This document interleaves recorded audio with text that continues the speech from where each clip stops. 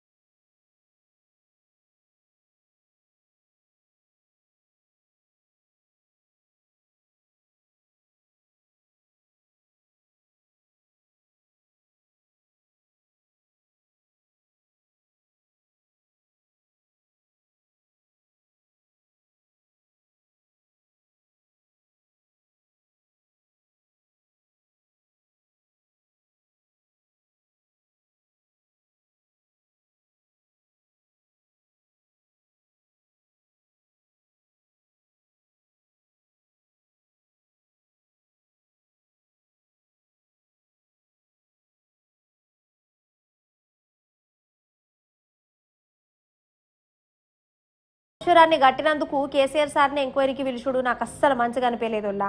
అంటే రైతులకు నీళ్ళిచ్చుడే తప్ప తెలంగాణను పచ్చగా చేయాలని అనుకునుడే సార్ చేసిన నేరమా? మీరే పూరి.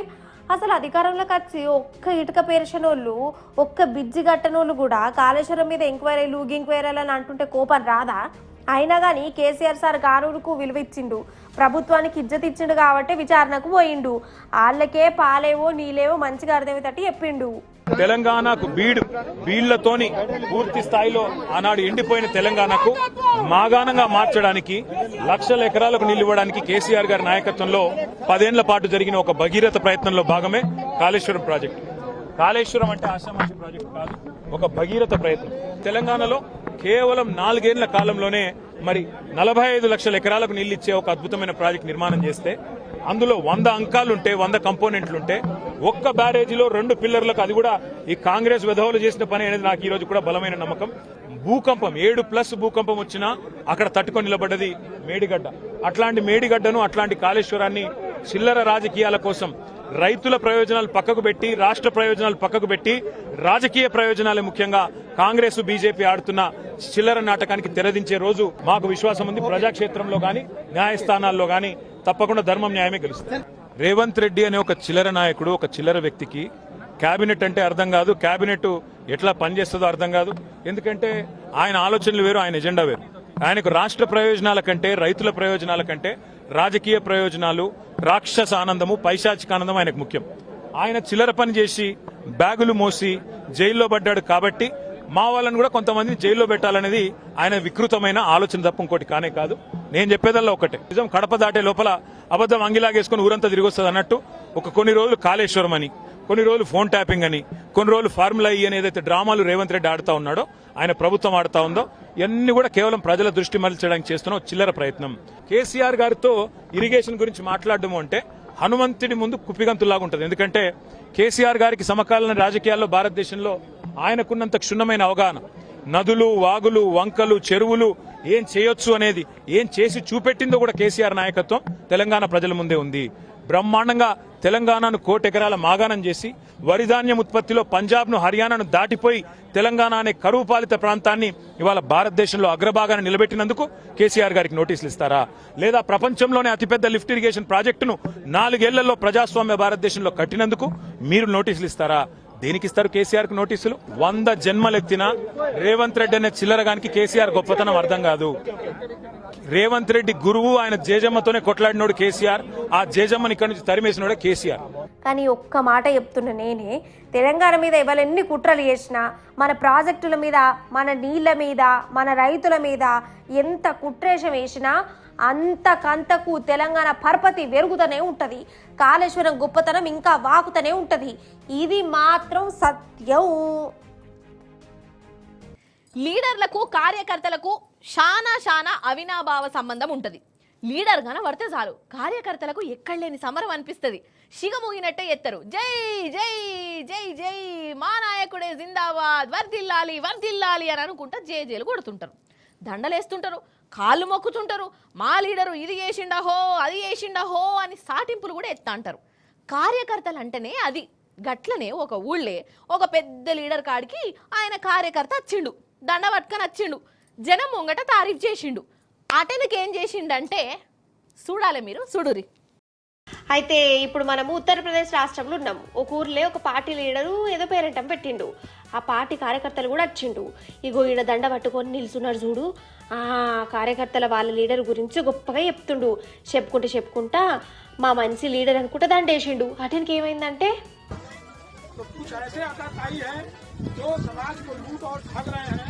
ऐसे ही अताताई और लुटेरों का अब हम लोग क्या करेंगे और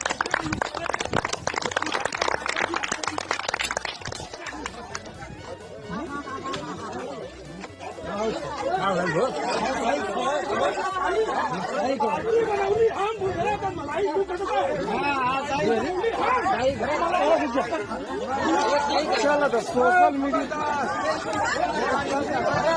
ఓ నీ కథ సల్లగుండా ఇదేం మెయింటనేషన్ రా నాయన, దండేసి గిట్ల దంచుడేంది. అందున పార్టీ అధ్యక్షుడిని అప్పటిదాకా తారీఫ్ చేసుకుంటేనే పెళ్ళ కొట్టిండు వాళ్ళ కార్యకర్త. మరి ఎందుకు కొట్టిండు? కేక్ ఇట్లు ఇయ్యలేదా, లేకుంటే నమస్తే పెడితే ఈ లీడర్ నమస్తే పెట్టలేదా మనకు తెలియదు. అప్పటికప్పుడు ఆ కార్యకర్త శిగమూగినట్టు వేసి కొట్టిండు.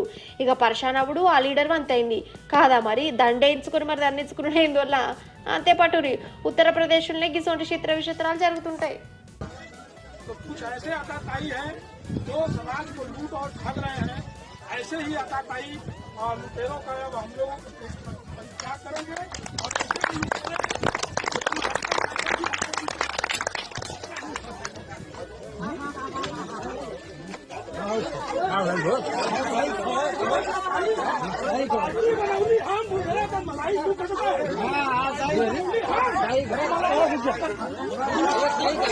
सोशल मीडिया ఇగోన్రల్లా అసలు ఈ కాలంలో ఎదుటోళ్లను అడ్రస్ అడుగుడే మర్చిపోతున్నాం కదా. ఇప్పుడు మనం ఏటన్నా పోవాలంటే గూగుల్ ఉండే ఫోను దియ్యా, గూగుల్ మ్యాప్ తెరవా, అందులో అడ్రస్ పెట్టా, అది ఎటు చూపిస్తే అటే ఓవుడు గుడ్డిగా. ఇక బాణం గుర్తు మనల్ని ఎటు పట్టకపోతే వెనక ముందు చూడకుండా అగో అటే ఓవుడు ఉంటుంది. అసలు నన్ను అడిగితే రోడ్డు మీద ముంగట చూసుకొని ఓవుడే బంద్ అయిపోయిందల్లా. ఫోన్లోనే చూసుకుంటూ పోతారు చాలా మంది. అగో గట్ల పోయే అసలుకే ఎసరు తెచ్చుకున్నారు. చూడు ఏమైందో. హోష్ని ఏందిది, బాలయ్య బాబు సినిమా సీనా ఏంది? కారు గట్ల యాలాడబడుతున్నది ఇట్లనే అనుకున్నా నేనైతే. కానీ ఇదంతా గూగుల్ తల్లి మహిమ. అయితే ఉత్తరప్రదేశ్లోనొల్ల కారు డ్రైవరు గూగుల్ మ్యాప్ పెట్టుకొని దంచుకపోతాండు. మరి ముంగట ఏమున్నది వెనకేమత్తాంది చూసుకోవాలనా లేదా ఆ బాణం గుర్తు ఎటు చూపిస్తే అటు పోయిండు. అయితే ఆ మ్యాప్ ఫ్లైఓవర్ మీదకి తోవ చూయించింది. డ్రైవర్ కూడా కారును అట్లనే తీసుకుపోయిండు. అయితే అది సగం కట్టిన ఫ్లైఓవర్ అట.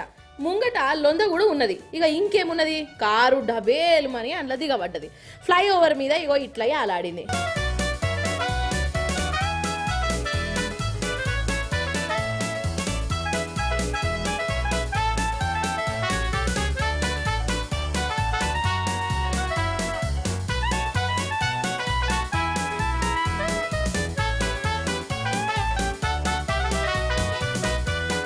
అంటే గూగుల్ను గుడ్డిగా నమ్ముకొని గాలిలో పానాలు పెట్టుకున్నారు అన్నట్టు.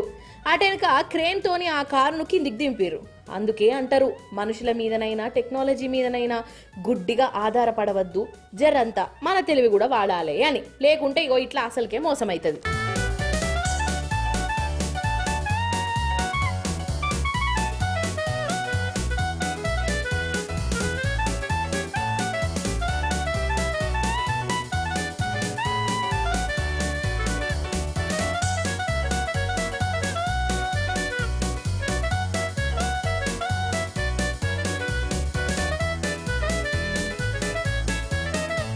అయితే చిన్నప్పుడు మనం సీరియస్గా చేసిన పనులు పెద్దగా అయినాక తలుచుకుంటే మస్తులో నవ్వు వస్తుంది కదా.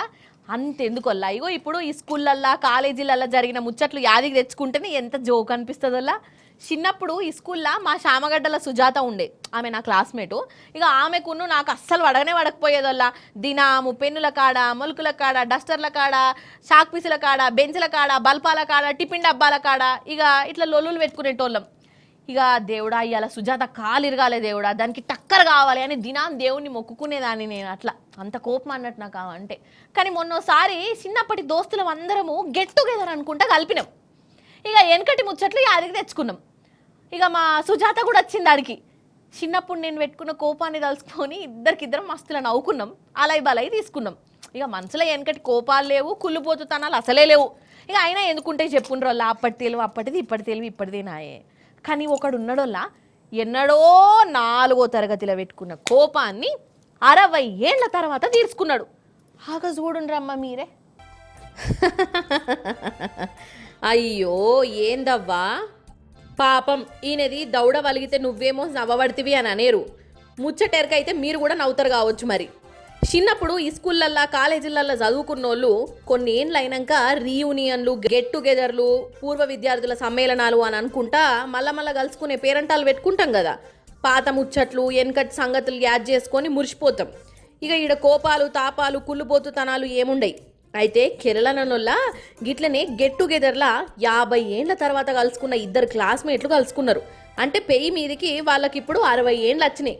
మరి అట్లా కలుసుకున్నప్పుడు మంచిగా అలైబలై తీసుకోవాలనా? పొట్టు అనుకున్నారు. చిన్నప్పుడు ఎన్నడో 4వ తరగతిలో వీళ్ళిద్దరికి లొల్లైందట.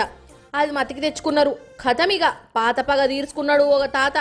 1970వ సంవత్సరంలో బాలకృష్ణ, బాబు అనే ఇద్దరు క్లాస్మేట్గా 4వ తరగతి చదివిరు. ఇక అప్పుడు వాళ్ళ నడమ ఏదో లడాయి అయ్యింది. బాలకృష్ణను బాబు కొట్టిండట. ఇక అది ఆడికే ఒడిచింది. అయితే 50 ఏళ్ల తర్వాత ఈ స్కూల్ పోరగాళ్ళు మళ్ళా కలుసుకునే పేరంటం పెట్టిర్రు. ఇక ఈ పేరంటానికి బాలకృష్ణ ఉన్ను బాబు ఇద్దరు వచ్చిర్రు. బాబుని చూడంగానే బాలకృష్ణకు 4వ తరగతి నాటి ముచ్చటగా అది వచ్చింది. అరే అప్పుడు నన్ను ఎందుకు కొట్టినవురా అని ఈయన అడిగితే, నీకెందుకురా చెప్పేది, నువ్వు అప్పుడు కోతోనివి గందుకే కొట్టినా అని ఉల్టా జవాబు చెప్పిండట. ఇట్లా మాట పెరిగింది. నన్ను ఆనాడు కొట్టినందుకు ఇగో ఇప్పుడు పగ తీర్చుకుంటా చూడు, దెబ్బకు దెబ్బ అని అనుకుంటా ఈ బాలకృష్ణ బాబును పొట్టు కొట్టిండోల్లా. పాపం బాబాయ్ దౌడ పండ్లు రాలనే కూడా. ఆ ఓషెంప భాషింది చూడుర్రి. పోలీస్ కేసు కూడా పెట్టిర్రు. ఇక వీళ్ళ స్టోరీ విన్నాక పోలీసులకే చక్కెర వచ్చినంత పని అయింది. బాలకృష్ణను అరెస్ట్ కూడా చేసిర్రు.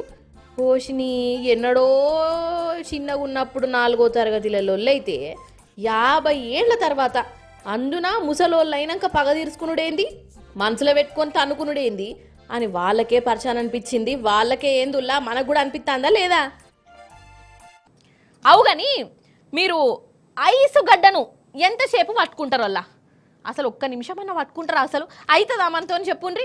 చెయ్యి అంత తిమ్మిరెక్కినట్టు అనిపిస్తుంది. మనతో అసలు గానే కాదు.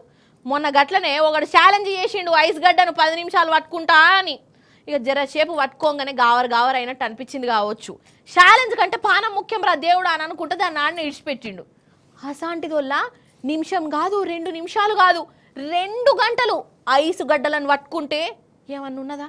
ఆగ చూడురి ఒకడు ఏం చేసిండో. నేనేం మాట్లాడా, మీరు చూడాలి గంతే.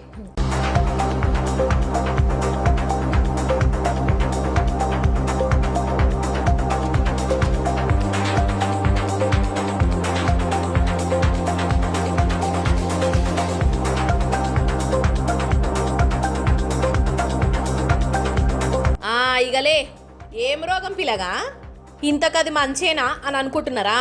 మంచే, బరఫు గడ్డలే, ముట్టుకుంటే మీ చెయ్యే పని చేయది. 1 నిమిషం కూడా మంచును పట్టుకొని ఉండలేరు మీరు. అసాంటిది ఈ మనిషి 2 గంటల సేపు మీద మంచు కప్పుకొని వండుకున్నాడోల్లా. అరే అవునంటే నువ్వు ఆగ చూడుర్రి.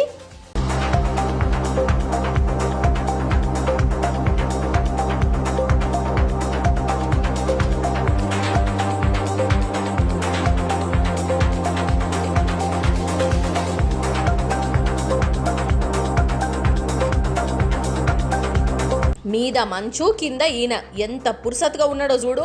అసలు ఈయనది పెయ్యేనా లేకుంటే పర్పా అని అనిపిస్తున్నది కదా. అయితే ఈయన స్విట్జర్లాండ్ దేశపోడు. ఉండే కాడ ఉండక గిన్నీస్ బుక్లకు ఎక్కాలని కాయిష్ పెట్టుకున్నాడు. మంచుల మునిగే కార్యం ముంగటేసుకున్నాడు. ఇక ఇట్లా ఎన్నాళ్ళ వట్టో ప్రాక్టీస్ చేస్తూనే ఉన్నాడట. లాస్ట్కు గిన్నీస్ బుక్ వాళ్ళని పిలిపించుకొని దునియాలని ఎవ్వరు లేనంత సేపు నేను మంచులో ఉంటా చూడుర్రి అని ముంగట పడ్డాడు. చెప్పినట్టుగానే 2 గంటల 7 సెకండ్ల సేపు బొంత కప్పుకున్నట్టు మంచు కప్పుకున్నాడు. గిన్నిస్ బుక్ వాళ్ళు కూడా పర్షాన్ అయిపోయి దునియాలా నువ్వే తోపువిపో తురుమివిపో అని పేరు రాసుకున్నారట. అదన్నట్టు ముచ్చట. మరి గింతసేపు మంచులో ఉన్నందుకు ఈయన పానానికి ఏం కాలేదో, నెత్తురేమన్నా గడ్డగట్టలేదా? సూత్తాంటనైతే మంచిగానే హుషారుగానే ఉన్నాడు. మరి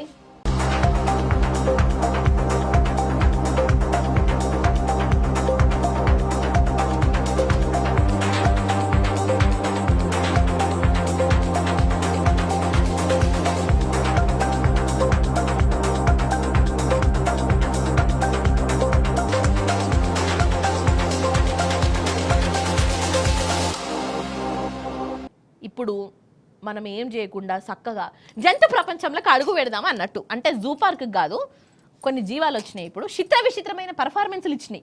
నన్నే పర్షాన్ చేసినాయి. ఇక మరి నన్ను అట్లా పర్షాన్ చేసినప్పుడు సప్పుడే కూకోవద్దు కదా.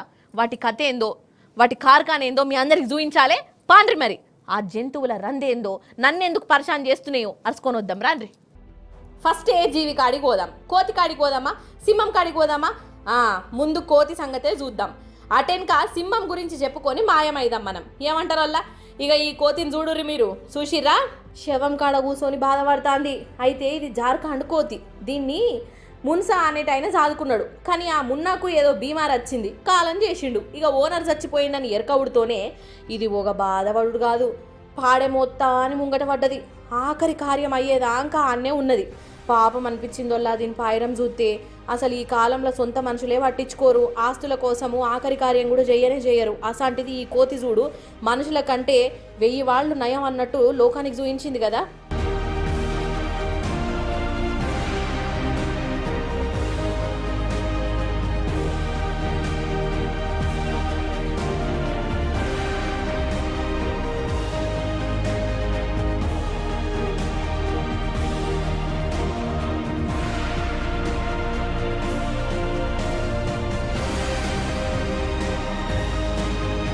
ఇక ఇప్పుడు ఇంకో ఊరికి పోదాం. ఇక ఇది కూడా మీది బాజుకే. అర్ధరాత్రి ఒకడు బయట అరుగు మీద మంచం వేసుకొని వండుకున్నాడు. మంచిగా గురు కొడుతున్నట్టున్నాడు. అంతల్నే చూడుర్రిగా.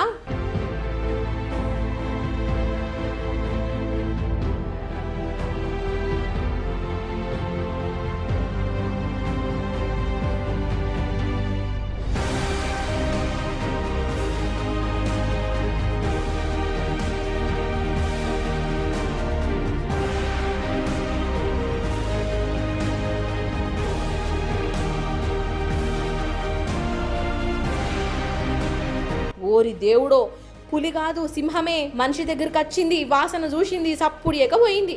మరి ఆ మనిషి నచ్చలేదా?